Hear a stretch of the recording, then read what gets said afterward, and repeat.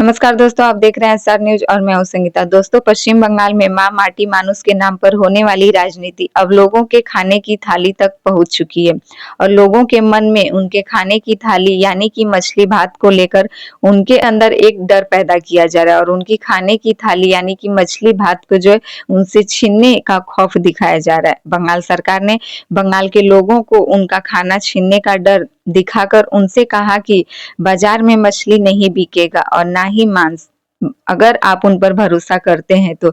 यानी कि ममता बनर्जी जो कुछ निशाना साध रही है वह भारतीय जनता पार्टी को लेकर कि अगर आप लोग उन पर भरोसा करते हैं और पश्चिम बंगाल में अगर भारतीय जनता पार्टी सत्ता में आती है तो ना ही बाजारों में मछली बिकेंगे और ना ही मांस, यानी कि आपसे आपकी खाने की थाली तक छीनी जा सकती है।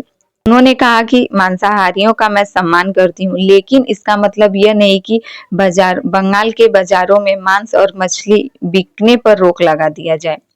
वहीं भारतीय जनता पार्टी ममता बनर्जी की इस बयान के बाद से पलटवार होती है और वह कहती है कि पश्चिम बंगाल में मछली एक वस्तु नहीं बल्कि करोड़ों परिवारों की आजीविका और लाखों लोगों की सुरक्षा और बंगाली जनजीवन में बसी एक सांस्कृतिक पहचान का प्रतीक है। उसके बावजूद ममता बनर्जी के शासन में नदियां, तालाबों और समुद्र तटों से संपन्न पश्चिम बंगाल अपनी मांगों को पूरा करने में असमर्थ है।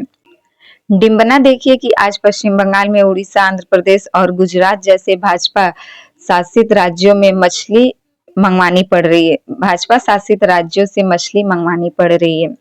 जहां तक मांस का सवाल है तो उड़ीसा, असम और त्रिपुरा में प्रदेश जो कि भाजपा की सरकार है और वहां शेष उत्तर पूर्व में एनडीए की सत्ता है, जहां किसी भी प्रकार की कोई भी रोक टोक नहीं लगाई गई है। बीजेपी अध्यक्ष समीक भट्टाचार्य भी कहते हैं कि यह पूरा बात जो है वह गलत है, ऐसा हो नहीं सकता और अगर ऐसा होता है तो हम उस बात को स्वीकार नहीं करते। यानी कि जो बीजेपी अध्यक्ष समीक भट्टाचार्य यह कह रहे हैं कि अगर ममता सरकार जो है वह यह कह रही है कि भारतीय जनता पार्टी आने पर बाजारों में मछली बिकना बंद हो जाएगा, तो इस पर हम भारतीय जनता पार्टी भी इस बात को स्वीकार नहीं करते, क्योंकि ऐसा ना ही हुआ है और ना ही आगे कभी होगा। उन्होंने कहा कि जहां जहां भी बीजेपी और एनडीए शासित प्रदेश है वहां पर भी बाजारों में मछलियां और मांस जो है वह बिक रहे हैं। यह एक सभी का खाना है और सभी जो कुछ भी इसे बंगाल की 80% जनता जो है इसे पसंद करती है, तो आखिरकार इसे बंद करने का सवाल ही नहीं होता है।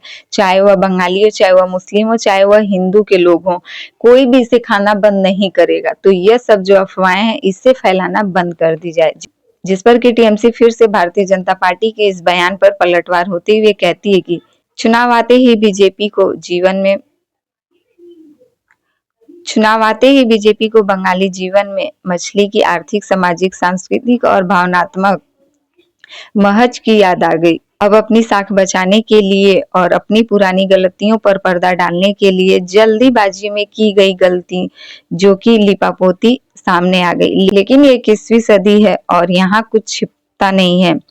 हर फरमान, हर कार्रवाई दर्ज है। ज्यादा समय नहीं है जब मोदी जी ने मछली और मांस खाने वालों की तुलना मुगलों से की थी। नियमित रूप से मछली खाने पर बौद्धिक क्षमता जो है वह बेहतर होती है। शायद यही कारण है कि बंगाल के लोगों ने अतीत में बीजेपी को नकार दिया था और 2026 में भी कुछ यही हाल होगा। 2024 में तेजस्वी के मछली खाने पर मोदी जी ने उनकी तुलना मुगलों से की थी और दिल्ली में महुआ मित्रा की मछली बाजार को लेकर जो लड़ाई हुई थी, इन सभी पर मोदी जी ने जो भी जवाब दिया था उसमें अभी कुछ खास वक्त नहीं बीते।